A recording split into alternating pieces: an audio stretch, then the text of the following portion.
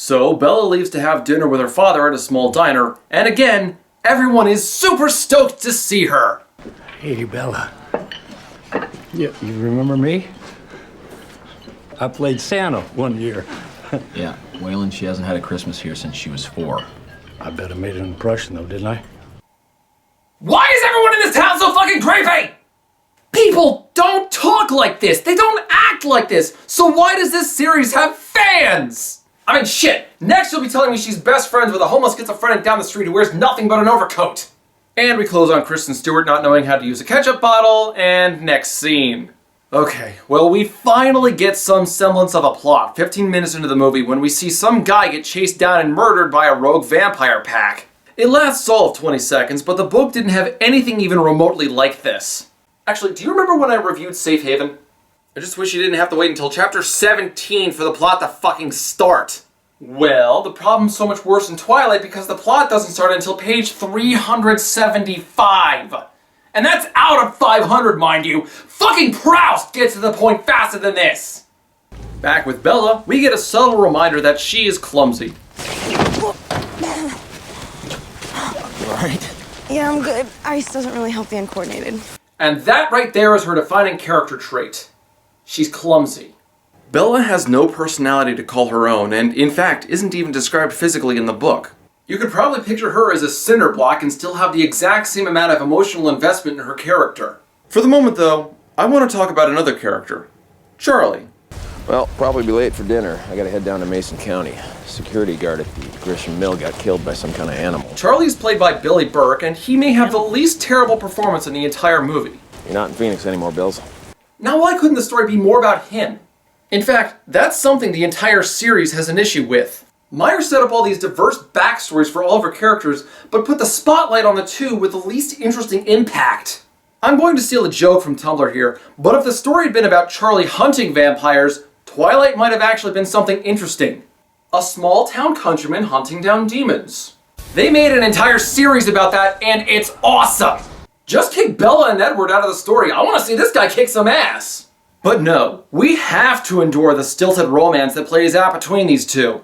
And if you've seen those memes about how everything is a better love story than Twilight, I can safely say those are accurate.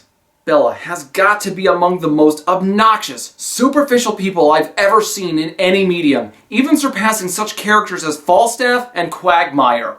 Yeah, I date women for their bodies, but at least I'm honest about it. In fact, I can't recall Bella ever going into depth about Edward's personality, but she goes on and on about his looks. Now, in a lot of romance stories like this, there might be a handful of exaggerated descriptions, like saying she has the voice of an angel, or he has perfect windswept hair. And Twilight is no exception. Although here, those moments are tactless and used in place of actual creativity. They have minimal impact on the story and are the equivalent of saying, let me judge our relationship entirely on your six-pack. In fact, counting up all the narratively extraneous bullshit, Belle refers to Edward's perfect appearance, voice, and smell 79 times. I counted. And when you consider how often Bella and Edward get pissed off at each other, the relationship is even less about the emotional connection. And that's without counting the signs of this being an abusive relationship.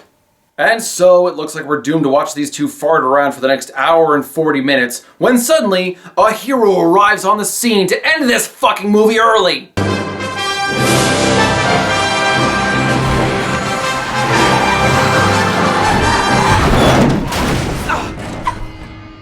Unfortunately, Edward saves Bella, giving her one more clue as to what he really is. But, like so many other things, there's a problem in how this is presented too. The book and movie try to hand out clues, as if allowing the audience to follow along and solve the mystery of what Edward really is alongside Bella, but there's no point in doing that when the answer to that mystery is the main selling point when advertising the story! Seriously, why draw this out so much when Edward being a vampire is one of the things that even people who haven't read the book already know about it?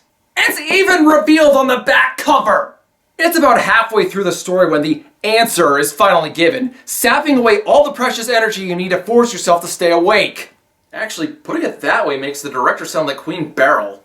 Compare this to something like City of Bones, which introduced what a shadow hunter was within a few chapters, allowing the rest of the story to focus on building characters and some action scenes. True, the characters were boring and the whole thing was pretty much the bastard child of Twilight meets Harry Potter, but my point still stands. Oh, and one last thing. Even though this dent serves as proof that something strange clearly happened, it's never brought up again in the movie. Hell, it was largely ignored in the book, with Bella only bringing it up once or twice when talking to Edward. Everyone else, like Charlie, just assumed that Bella hit her head as the van slid into her. Does everyone think that her head made this dent? Little editing tip. If Bella's head was supposed to have made that dent, then there would be nothing left of it since the top of her head would have caved in until it met her shoulders. What's the explanation for that thing supposed to be? So an undeterminable amount of time goes by as Bella and friends dick around. Hey, you know what's way worse than the vampire part in Twilight? The surprisingly prevalent not vampire part of Twilight. This is a mistake because now we get to compare Kristen Stewart's acting alongside everyone else's in a variety of scenes. It's not gonna be weird though, right? No. Zero weirdness. You guys are great together. I know, right? Look at you, huh? You're alive. I know, yeah. False alarm, I guess. Bella, look. It's a worm. It's a worm. And really, this woman uses fewer vocal inflections than Ben Stein. Wow. I mean, everyone sucks one way or another in this movie, but Stewart's performance is so dull and underwhelming, and it's almost like she's trying to get everyone to slip into a boredom-induced coma. And yeah, it's about time I talked about Bella's total lack of character. Bella is a lot of people's go-to example for what a Mary Sue is. Now, there isn't exactly a set definition of what Mary Sue means, but it's generally used to describe an overly perfect character. Someone with no flaws, or no real flaws as it were. Someone who has all the answers or knows how to solve every problem with minimal effort. Guess we'll just run another editorial on teen drinking. You know, you could always go for eating disorders, Speedo padding on the swim team. Actually, that's a good one. Kirk, right? That's exactly what I thought. And someone who never actually struggles through the book, either because of the aforementioned problem solving, or because they're carried along by whatever deus ex machina the author wanted to save them with. Just like Pattinson described before, Bella really just serves as a spot holder for Meyer when fulfilling whatever fantasy she has. And judging by the first book, Meyer has a boredom fetish. And then we get into the part of the story I like to call, make up your fucking mind, Edward. Bella, we shouldn't be friends. Edible art? I only said it'd be better if we weren't friends, not that I didn't want to be. What does that mean? It means if you were smart, you'd stay away from me.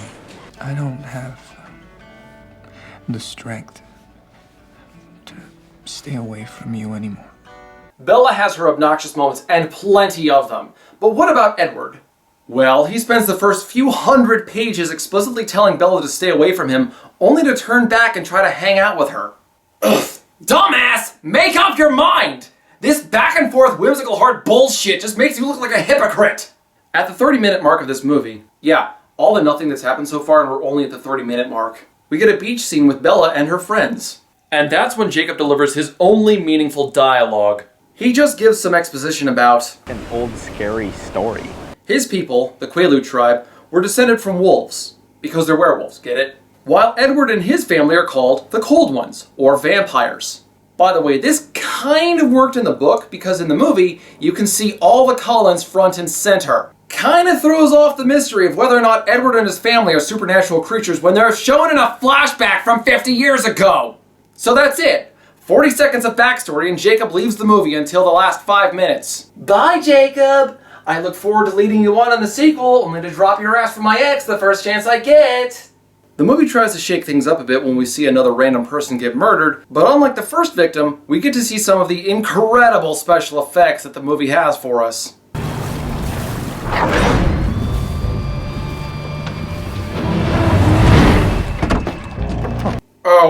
Oh god.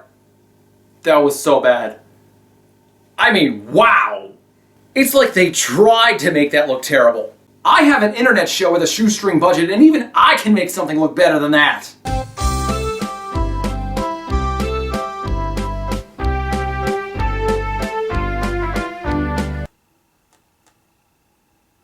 What do you want? I'm locked in a truck right now.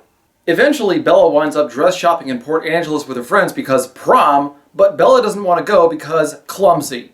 The book is kind enough to remind us of this fact every 20 pages or so, in case you forgot! Bella's really just around so she can stop by a nearby bookstore that sells a special book on old Native American legends. But one wrong turn leads Bella down an alleyway with a group of thugs with clearly ill intent. Hey, whoa. Where are you going? Where are you going? Come get a drink with us. Hang out with us. And this leads us to perhaps the only scene I would call almost mildly interesting.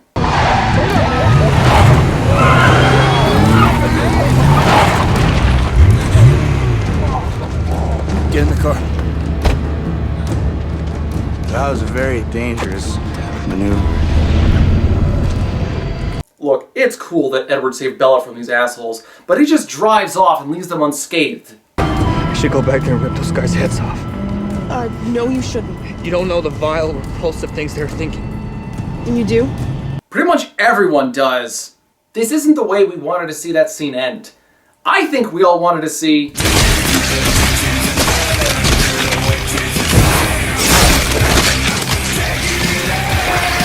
that. To help Bella recover, Edward takes her to dinner where they discuss his psychic powers. You read minds. I can read every mind in this room, apart from yours. Yeah, Edward is a telepath and can read the minds of anyone within a close proximity to him, except for Bella for some reason. Is there something wrong with me? Would you like that list alphabetically or by degree of severity? On the rest of the car ride home, we see another moment that actually involves that rarest of creatures. Plot. Remember that creepy Santa guy from before? Well... Wayland Forge was found in a boat out near his place. I just examined the body. He died? This scene wasn't in the book either, probably because Meyer didn't think of including a plot line until she was nearly finished with the book. Bella also has a chance encounter with Edward in the car.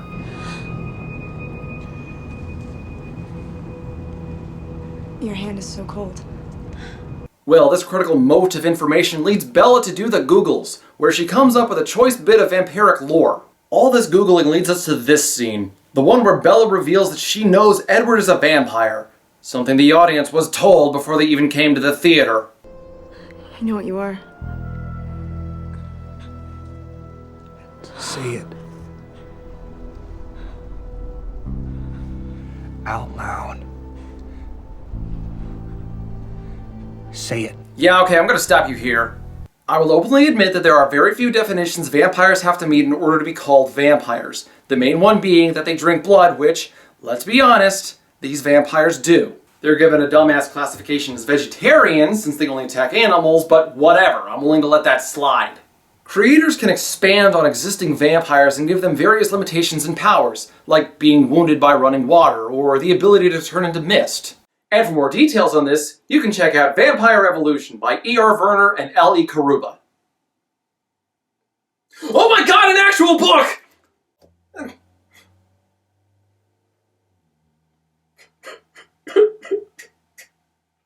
But the scene moves on, and Edward carries Bella up a mountain and... oh god, these are the worst special effects I've ever seen.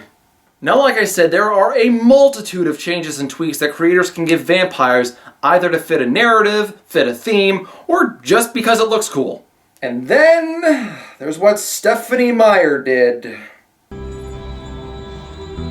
This is what I am. This is easily the most controversial thing in Twilight. These vampires don't burn in the sun, they fucking sparkle. They don't attack people, they live in the woods, and they fucking sparkle. These are not vampires, ladies and gentlemen. We are dealing with flamboyant pixies. You're beautiful. Beautiful. This is the skin of a killer, Bella. Honestly though, the biggest problem I have isn't that vampires sparkle in the sunlight, it's that they don't burn. One of the only other unifying bits in vampiric lore is that sunlight is dangerous to vampires, but that's there for a reason. Aside from the thematic reason of making vampires creatures of darkness, a weakness to sunlight balances out their strengths. For example, in the Anne Rice universe, sunlight turns vampires into ash. In the Buffy universe, vampires catch fire and burn to death.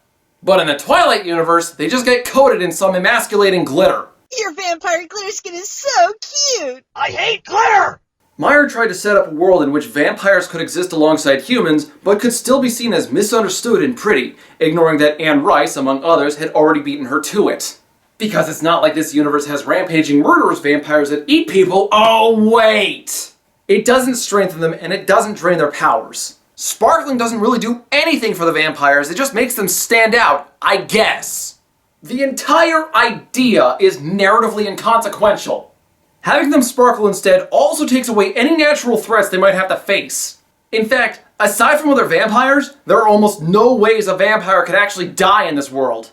Vampires, within most stories, are really powerful creatures that could easily overpower a human and kill them in cold blood. So, to make the story more entertaining and plausible, you have to counter the strengths and powers vampires are given. As if you could outrun me! As if you could fight me off. Twilight does not do this. If vampires don't face any kind of threat and aren't really threatened at all, then they become boring and overpowered. In the Legacy of Kain series, sunlight was dangerous to fledgling vampires, but fire could still kill a mature vampire, and the touch of water was like acid, among other methods. In the Twilight series, at least according to the first book, the only surefire way to kill a vampire was to tear it to pieces and then set those pieces on fire. A stake through the heart won't do it, decapitation won't do it, starvation won't do it, and sunlight certainly won't do it. If you place an overpowered character into a universe without any challenges, then all you've done is set the pedestal so high that nothing can threaten that character. No challenges means no conflict, and no conflict means no story. And this is coming from a guy who wrote a story about a man who literally has godlike powers. And I know I've been harping on the sparkling thing for a while, but everything about it is just wrong, even within the context of the Twilight universe itself. According to Stephanie Meyer's own website, in the FAQ section, a vampire's skin is hard and reflective like crystal. The fact that she refers to Edward's skin as cold marble about 24 times seems rather indicative of this. But my question is this. If a vampire's skin, according to the author, really is reflective like crystal, then why isn't any kind of light enough to make Edward sparkle? Crystals shine on their own no matter how much light is on them. You don't need X number of lumens showing on the rock before it shines. Meyer just got lazy, didn't think the sparkling idea through, then panicked when she realized she actually had to explain things within her story and just shot out an ugly, gnarled mess. Ultimately, there is no natural reason not to be a vampire in this series. Oh sure, there's the parasite angle, and some people might find being a vampire distasteful for any number of reasons, but vampires have no natural predators and very few natural conditions that they have to worry about. Taking away their aversion to sunlight, because sparkling is not some horrid fate, takes away the biggest natural reason to avoid being a vampire. The bloodlust seems easy enough to control as long as vampires aren't hungry, but without the aversion to sunlight, there's no risk, no threat, no danger, meaning if the vampire doesn't have any character, there is no reason to be interested in them. The sparkling skin is a pretentious literary device, and the vampires of this series are some of the most poorly conceived, boring, and obnoxious group of bastards I've ever had the displeasure of reading about. Congratulations, Crimson Rogue! This has been the longest rant of your entire career! Oh my god! Thank you! And you get a fabulous prize with it! What do I get? Your fans will give you exactly 5 whole seconds to move on to a new topic before they get bored and pelt you with rotten fruit! Oh. Edward reveals his most guarded secret, and Bella decides that's not enough to keep them apart. I wanted to kill you. I've never wanted a human's blood so much in my life. Oh sure. When he says it, it's romantic. When I say it, I get kicked from multiplayer. NPC! Hey! I'm locked in this truck! Get me out! Sorry, dude. I would, but none of this is happening. Wait, what? None of this is real. I believe you're so traumatized that you're actually starting to hallucinate. It's just you and Twilight in there. Wait, so you're not really... I